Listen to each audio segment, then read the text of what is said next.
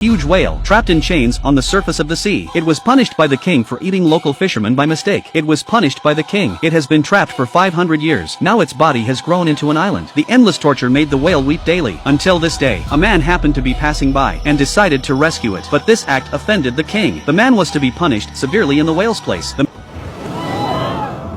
The man's name was Jack. He was the son of a farmer. A few days earlier he had rescued a white horse from the lake. But the next day, the white horse turned into a talking donkey as a token of his gratitude and brought with him 2 wonderful horses and was willing to follow Jack. Jack was not happy at all, for last night's fuss had made a mess of the wheat field and caused the farmer to lose a lot of money. To make up for his mistake, Jack got on his donkey. He was going to trade the 2 horses for some grain. Then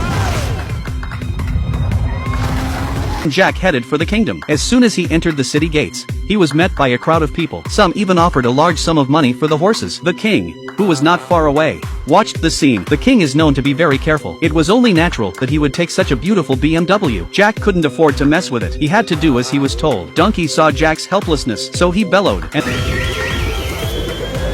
the 2 horses turned and ran towards them. The king was not happy and drove off after them, but he ran into a pile of flour and made a mess of his face. When the king saw how embarrassing the situation was, so he said, "If Jack is so good at what he does, why didn't he go after the fire phoenix? The fire phoenix is a scourge on the country and the people. If he could be destroyed, then he would make Jack a hero." He had no choice but to head for the oasis. Luckily, Donkey was smart. He said the fire phoenix likes pine cones, and before long there was fire from the ground. A flaming phoenix came out, grabbed the pine cone and threw it into the sky. He opened his mouth and swallowed it, so he really liked pine cones. One by one, he ate them. Suddenly the fire phoenix became dizzy. He staggered to the ground. It turns out that Jack had put anesthetic in the pine cones. Now he's got the phoenix. Just when he was happy, a bird's leg came up from behind.